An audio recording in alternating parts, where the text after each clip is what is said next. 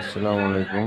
আপনারা দেখতে পাচ্ছেন ঢাকা কাওরান বাজার, যেখানে ডাব বিক্রি করে ডাবের পাইকারি হাট।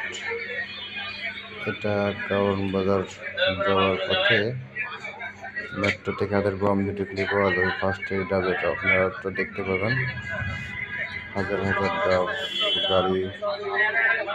গাড়িতে করে নিয়ে যাচ্ছে। আজকে রাত 12টার দিকে এটা দেখতে পাচ্ছেন। এটা মূলত পাইকারি ডাবের হাট।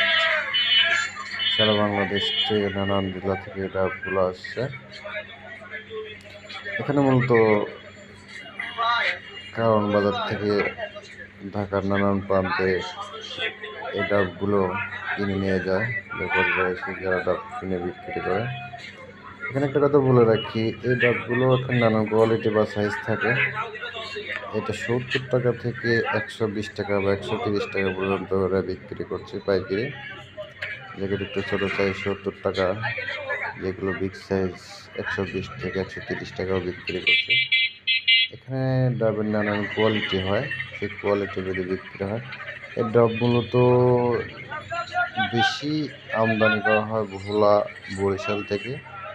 ওইদিকে ডাবের অধিক উৎপাদন হয়।